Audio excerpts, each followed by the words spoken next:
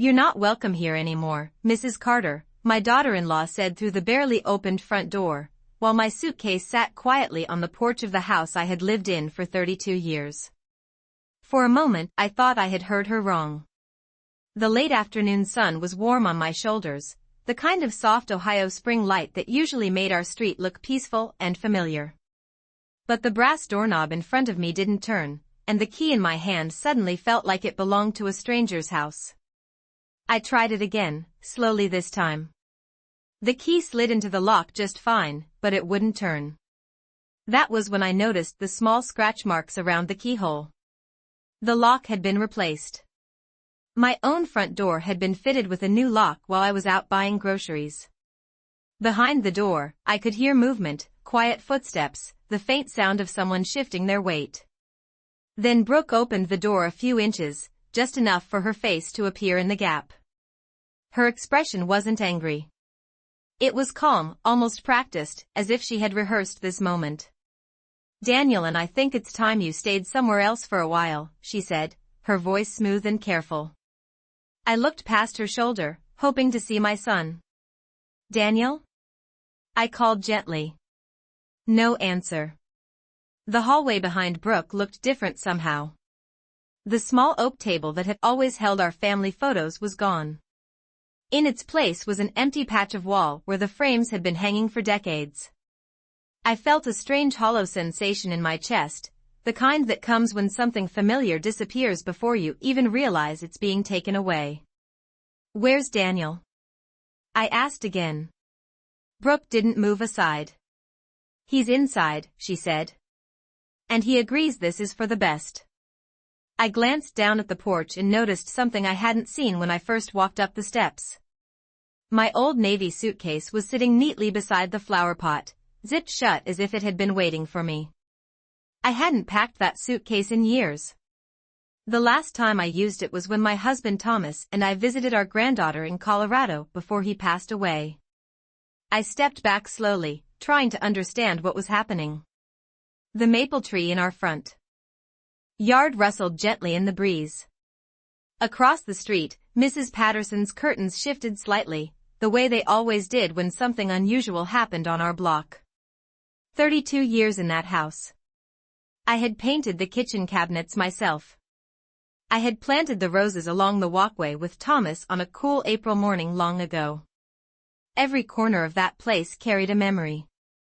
And now I was standing outside it like a delivery driver who had come to the wrong address.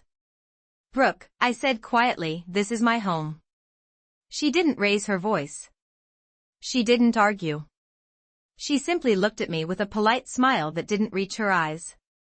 "Not anymore," she replied softly, and then she closed the door. I stood there for a few seconds after the door closed, listening to the quiet click of the lock settling into place. It was a small sound, but it felt final. The porch smelled faintly of the lavender plant I had kept beside the railing for years, and somewhere down the street a lawnmower hummed steadily, the ordinary rhythm of a neighborhood afternoon continuing as if nothing unusual had happened. I looked down at the navy suitcase beside the flower pot. The handle was pulled up neatly, the zipper closed all the way across the top. Someone had packed it carefully. That realization settled slowly in my mind. They had not just decided this moment on a whim. They had planned it. I crouched slightly and touched the suitcase handle. The metal felt warm from the sunlight. Inside I could hear the faint shift of clothes when I lifted it an inch off the ground. My clothes. The ones from my bedroom closet upstairs. I set the suitcase back down and turned toward the driveway where my sedan sat parked in its usual spot.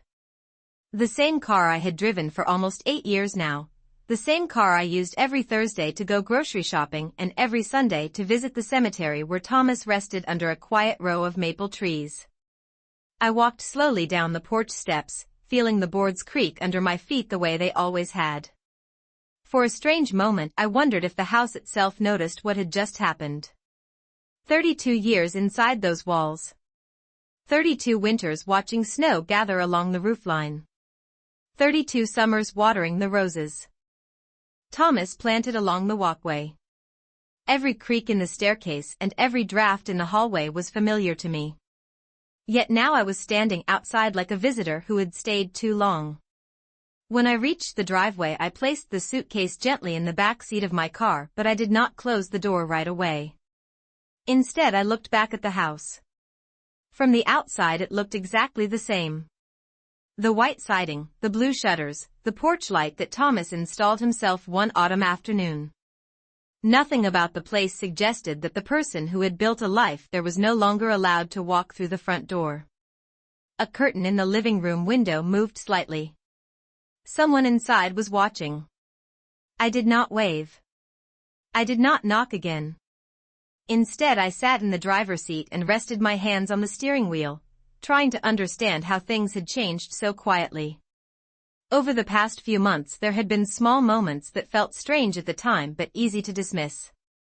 Brooke asking unusual questions about property taxes. Daniel mentioning that the house was large for one person even though I had never complained about maintaining it. Letters from the county arriving and disappearing from the kitchen counter before I had the chance to read them. At the time, I had assumed it was simple household confusion. Families sometimes moved papers around without thinking much about it. But sitting there in the driveway, with my suitcase in the back seat and the front door locked behind me, those little moments began lining up in my memory like pieces of a puzzle finally showing their picture. This had not started today. Today was only the moment when the door closed. I sat there for several minutes with the engine still off, my hands resting quietly on the steering wheel as if the car itself might know where I should go next. The dashboard clock read 4:23 in the afternoon. That was usually the time when I would start preparing dinner, setting the kitchen counter with the same small routines I had followed for decades. But today the routine had nowhere to happen. The house behind me looked calm and unchanged, yet something inside it had clearly shifted long before this afternoon. I finally started the engine, not because I had decided where to go, but because sitting in the driveway any longer felt like waiting for permission that would never come. I drove slowly down Maple Ridge Lane, passing the familiar houses that had watched our family grow over the years. The Wilsons on the corner had moved in the same summer Daniel turned 10. Mrs. Patterson had lived across the street even longer than we had. As I passed her house, I saw her front curtain move again, the same careful curiosity that neighbors show when something unusual happens. I did not blame her for looking. In a quiet neighborhood, a woman leaving her own house with a suitcase in the back seat was bound to raise questions. At the end of the street, I turned right and drove without thinking much about direction. My mind had begun traveling somewhere else entirely, back through the small conversations and odd details from the past few months. Brooke had started asking about the house in ways that sounded casual at first. One evening she stood at the kitchen island and asked how much property taxes had increased in the last few years. Another afternoon she asked whether the county mailed the tax statements directly to the house or if they came electronically. At the time I had answered without suspicion. People sometimes become curious about financial responsibilities when they begin planning for the future. Daniel had also changed in ways that were subtle but noticeable if I looked back carefully. He had always been a thoughtful son, the kind who called every few days just to ask how I was doing. But recently his visits had become shorter. When he did come by, Brooke usually answered questions for him. If I asked something about the house or the bills, Daniel would glance at his wife before speaking, as though she was keeping track of information that used to belong to all of us. There had also been small things with the mail. I remembered 2 separate mornings when envelopes from the county assessor disappeared from the kitchen counter before I had opened them. Brooke said she thought they were advertisements and had thrown them away. At the time I believed her. Now, as my car moved slowly through the late afternoon traffic light 2 miles from home, those small memories felt heavier than they had before. They formed a quiet pattern that I had not recognized until the door closed behind me. I pulled into the parking lot of a small grocery store and turned off the engine again, letting the silence settle inside the car. The navy suitcase remained in the back seat where I had placed it, resting there like proof that the last hour had not been a misunderstanding. I leaned back against the headrest and closed my eyes for a moment, remembering something Thomas once told me during a long winter evening in that very house. He had been sitting at the kitchen table with a stack of papers spread in front of him, reviewing documents with the careful patience he always used when dealing with important matters. I asked him why he spent so much time organizing things that seemed far away in the future. He smiled in that calm way of his and said something I had not thought about in years. He said that a house is not just wood and walls. A house is a promise, and promises should always be written clearly so that no one can pretend they forgot them.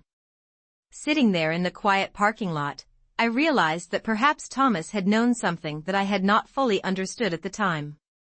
I remained in the grocery store parking lot longer than I intended, watching the slow movement of people pushing shopping carts across the asphalt while the evening light stretched long shadows between the parked cars.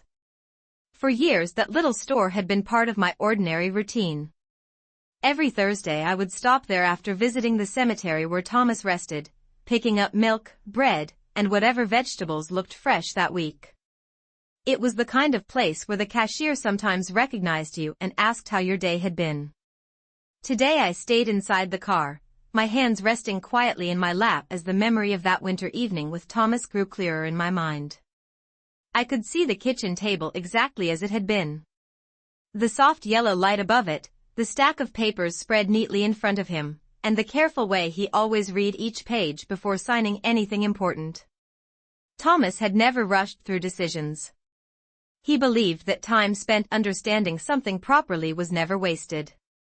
That night I had teased him gently, asking if he planned to turn our dining room into a law office. He laughed and leaned back in his chair, folding his reading glasses in that thoughtful way he had when he wanted to explain something serious without making it sound frightening. He said that life had taught him one important lesson. People are usually kind when circumstances are easy, but paperwork exists for the days when circumstances are not. At the time I had brushed the comment aside with a smile, telling him that our family did not need legal documents to treat each other fairly. Thomas did not argue with me. He simply reached across the table and squeezed my hand. I remember him saying quietly that he hoped I would always be right about that. But he still continued organizing the papers. Now, sitting alone in the quiet car, that memory felt less like a distant conversation and more like a message he had tried to leave behind. I opened the glove compartment and took out my phone, turning it slowly in my hand while I thought about the small locked desk drawer in the study at home. Thomas had kept several folders there during the last few years of his life. After he passed away I had moved some documents into a filing cabinet in the hallway closet, but I remembered clearly that he insisted certain papers remain organized in one particular folder. At the time he explained that it would make things easier if I ever needed to find them. I had not thought about that folder in a very long time. The more I considered it, the more certain I became that whatever Brooke and Daniel believed about the house might not be the full story. Thomas was not a man who left important promises unprotected. The sky outside the windshield had begun to soften into early evening colors, and the parking lot lights flickered on one by one above the rows of cars. I realized then that the next step was not to argue, not to plead, and not to return to the porch hoping someone would open the door again. The next step was to remember exactly what Thomas had prepared long before this afternoon ever arrived. I sat quietly in the car for another minute before finally starting the engine again. The decision formed slowly, not with anger, but with a kind of calm clarity. That only appears when confusion begins to settle into understanding. Thomas had always believed that preparation was a form of protection. If he had arranged something all those years ago, then the first step was not emotion. The first step was information. I drove across town toward the small brick building where Thomas had worked with a lawyer for many years. The office was located just 2 miles from the courthouse, a place we had visited together once when he was finalizing several documents shortly before he retired. I remembered the street clearly. It was lined with old oak trees that leaned over the sidewalk, their branches forming a quiet canopy that made the block feel older than the rest of the city. By the time I pulled into the parking lot, the sky had begun to fade into early evening blue. Most of the offices in the building had already closed for the day, but one light still glowed in the corner suite where the brass plaque beside the door read Harrison and Cole Legal Services. I stepped out of the car and walked slowly to the entrance, my footsteps echoing softly along the concrete walkway. The door was still unlocked. Inside, the reception area smelled faintly of paper and polished wood, the familiar scent of places where documents were treated with quiet importance. Behind the desk sat a man I recognized immediately, although his hair had turned a little grayer since the last time I had seen him. Mr. Harrison looked up from his desk and studied my face for a moment before his expression softened with recognition. He stood up and walked around the desk with the steady politeness of someone who had spent his life speaking with people during difficult moments. He asked gently if I was Evelyn Carter. I nodded and told him that I had come because I remembered Thomas once mentioning that he kept certain papers here for safekeeping. Mr. Harrison did not seem surprised by my visit. Instead, he motioned for me to sit in the small office beside the reception desk. As he opened a cabinet filled with neatly organized folders, he explained in a calm voice that Thomas had been very careful when preparing his estate documents. Several years before his passing, Thomas had insisted on creating a structure that would ensure the house remained secure for me no matter what circumstances might change in the future. Mr. Harrison placed a folder on the desk and opened it slowly, revealing several official pages with Thomas' signature written clearly across the bottom lines. The documents explained that the property had been placed into a legal arrangement that guaranteed my right to live there and maintain full authority over the house for the rest of my life. No one could remove me, transfer the ownership, or make decisions about the property without my consent. As I listened to the explanation, I felt the steady calm of Thomas' careful planning reaching across the years like a quiet promise that had been waiting for the right moment to be remembered. When Mr. Harrison finished speaking, he looked at me with the same measured expression Thomas once trusted and asked a simple question. He asked whether someone had recently tried to convince me that the house belonged to someone else. For a moment I did not answer Mr. Harrison's question. I simply looked down at the open folder on the desk, studying the steady lines of Thomas' handwriting at the bottom of each document. His signature had always been careful and deliberate, the kind of writing that showed a man who believed words on paper should mean something. I finally lifted my eyes and told Mr. Harrison exactly what had happened that afternoon. I described the new lock on the front door, the suitcase waiting on the porch, and the quiet certainty in Brooke's voice when she told me that the house was no longer mine. Mr. Harrison listened without interrupting, his hands folded calmly on the desk. When I finished speaking, he nodded slowly as though the story confirmed something he had already suspected might one day occur. He explained that situations like this were precisely why Thomas had insisted on placing the property into the legal structure years earlier. According to the documents in front of us, the house could not legally be transferred, sold, or controlled by anyone other than me while I was alive. Even if Daniel believed that the house would eventually belong to him one day, that future did not change the present authority written clearly in those papers.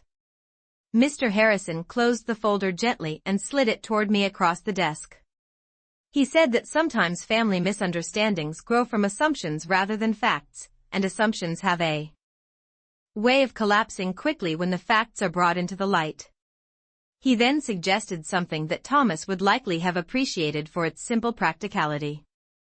Instead of arguing with Daniel or Brooke directly, he recommended that we allow the situation to be clarified through the proper channels.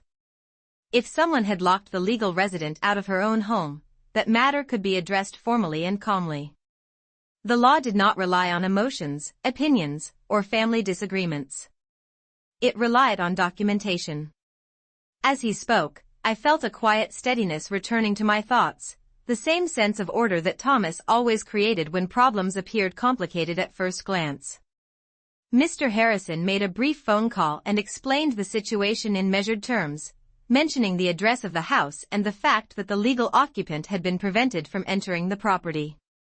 When he finished the call, he assured me that the matter would be handled respectfully and without unnecessary conflict. I sat there holding the folder in my hands, feeling the weight of the papers that Thomas had arranged long before this day arrived.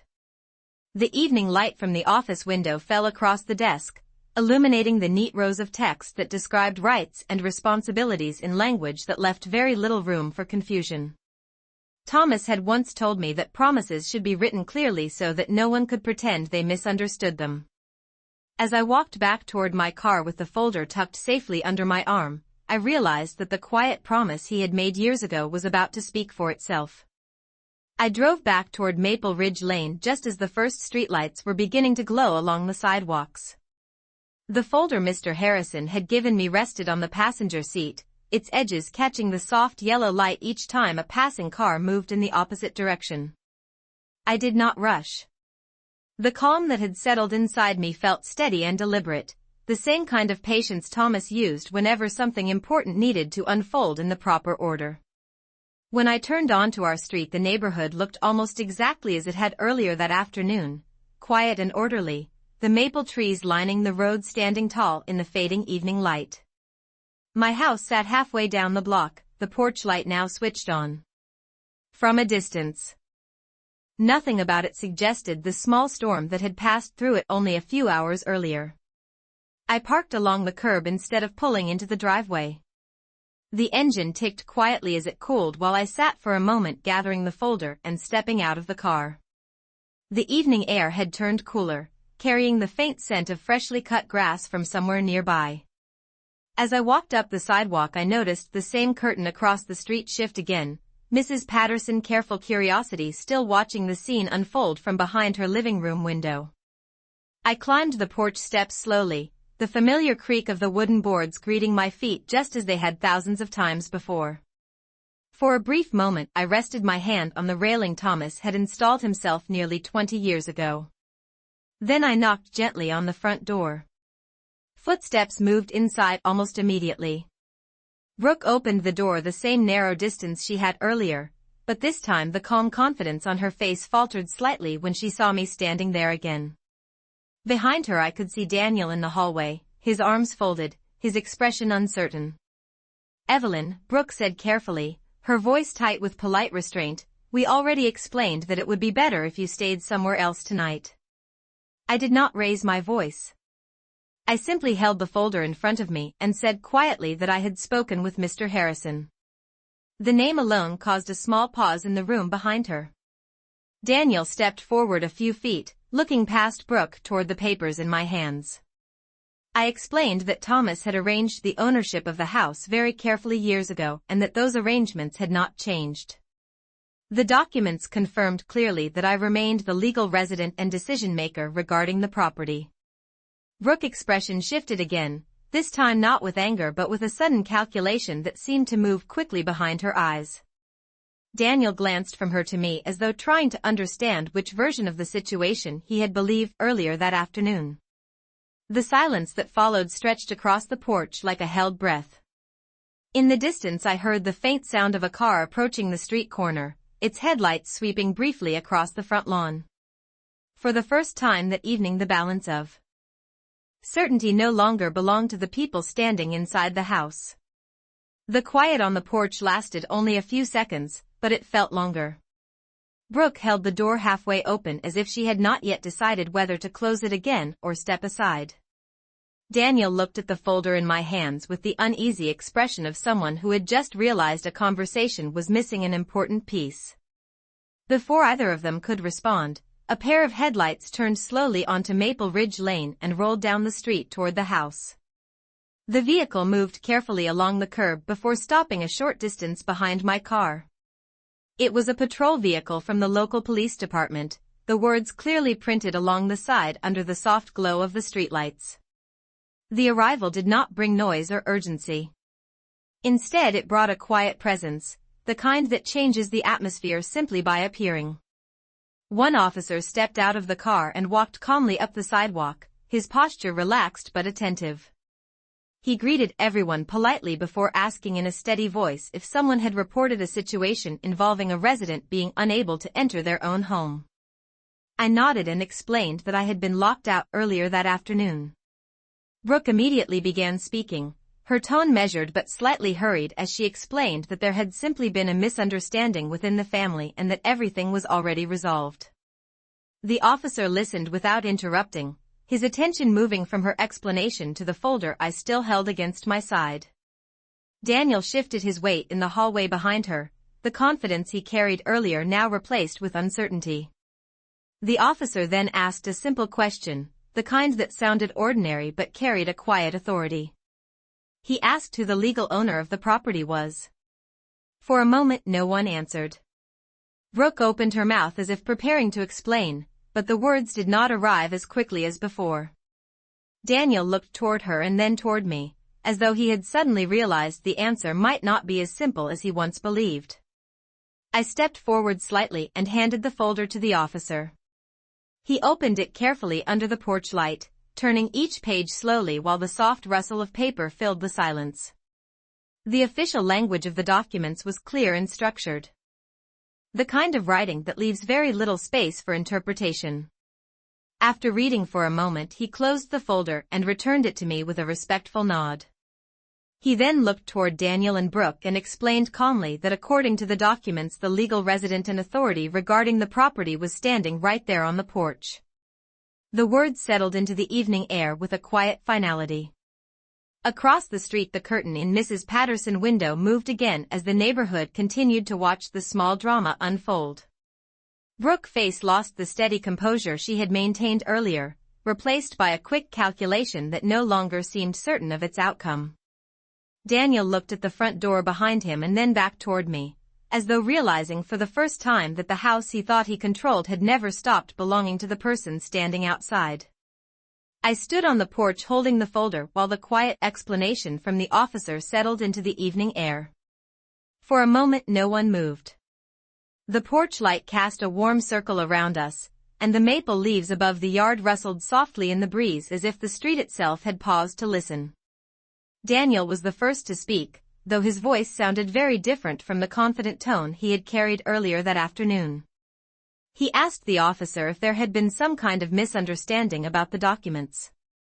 The officer answered calmly that the paperwork was clear and properly recorded. According to the legal arrangement established years earlier, the property remained under my authority, and preventing the legal resident from entering the home could create unnecessary complications if it continued. Brooke looked from Daniel to the officer and then toward the folder in my hands. The careful certainty she had worn all day seemed to dissolve as quickly as it had appeared. She stepped back slightly from the doorway, her hand resting against the edge of the doorframe as if she suddenly realized the house was no longer a place where she could decide who belonged. Daniel lowered his eyes for a moment before quietly asking if we could talk about everything inside. I did not answer immediately. Instead, I looked past him into the hallway where the familiar wooden staircase rose toward the second floor. The small oak table that once held our family. Photographs had been moved aside, leaving the wall bare in a way that made the house feel strangely unfinished. It occurred to me then that the house itself had not rejected me. It had simply been waiting for the truth to return with me. I stepped forward across the porch and gently pushed the door open the rest of the way. Neither Daniel nor Brooke tried to stop me. The officer gave a small nod and returned to his car, satisfied that the situation had been clarified. As I crossed the threshold I felt the familiar creak of the floor beneath my shoes, the same quiet sound that had greeted me every day for more than 3 decades. I set the folder on the hallway table and took a slow breath of the familiar scent of wood polish and old books that always lingered in the house. Daniel stood a few feet away, his expression thoughtful and uncertain, as if he were beginning to understand how easily assumptions can lead people away from the truth. Brooke remained near the doorway, silent now, her earlier confidence replaced by the realization that plans built on guesses rarely survive the moment when facts finally arrive. I did not raise my voice and I did not argue. I simply looked at them both and said that a house built on promises deserves respect from everyone who lives inside it. Thomas had believed that from the beginning, and tonight his quiet preparation had reminded all of us why some promises are written down so that no one can forget them.